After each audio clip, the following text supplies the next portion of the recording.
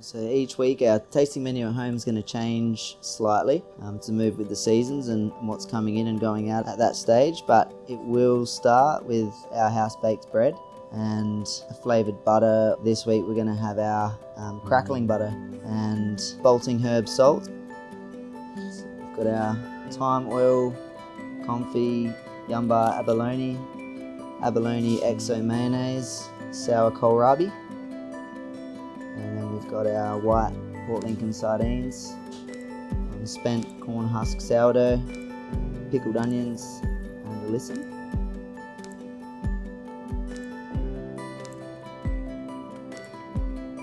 So we've cooked down all of the shoulder, the head, all the bits and pieces from the pork that doesn't get used elsewhere, and pressed it with some of the skin and bone stock. Then we've pickled some quince just lightly, and then we're just going to finish it with a glaze of the quince pickle solution that's been reduced down.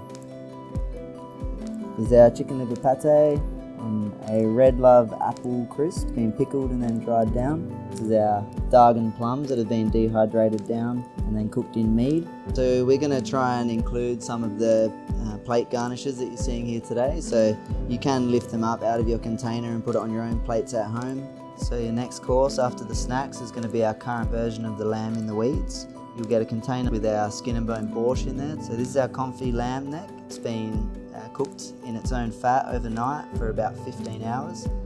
It's literally falling off the bone. All you need to do is drop it in the oven, 200 degrees for about 20 minutes. That'll start rendering that exterior fat and get a bit of caramelization going. That can come straight out of the oven and onto the plate. It's with our house cultured yogurt and some char grilled zucchinis and blitzed up. A little bit of poppy seed tahini, so you get a bit of a baba ganoush type vibe. We're going to supply these freshly sliced heirloom beetroots. These ones are pickled red beetroots. And the reason we call it a lamb in the weeds is the lamb itself stays on the dish, but all the other elements change, including the weeds themselves. So it's used to represent whatever weeds are basically growing in our garden up the back or down the path or down the river. Our fallen leaves dessert, definitely a crowd favourite here at the Topiary. It's going to come fully assembled. The only thing you have to do is garnish at the end. So we've got a citrus whipped cheesecake around the outside, stone fruit jam in the centre, so a little bit of a soft centre there. Finish off the dome with the cheesecake.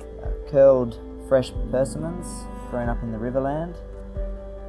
So we'll be doing this fresh just before it leaves the premises. All you have to do is finish it off with the Anzac biscuit crumb. We got some nice bright orange carrot leather as well to tie in with the orange and lift the texture a little bit. So yeah, we've done all the prep and everything that's needed to be able to piece together a tasting menu. So yeah, the world kind of feels like it's stopped in some ways, and our doors have been closed now for a week or so, but at the end of the day there's still babies being born, there's still important anniversaries to celebrate, and yeah, we just want to give people something a little bit more special, I guess, that they can get for one of those occasions and really remember the day.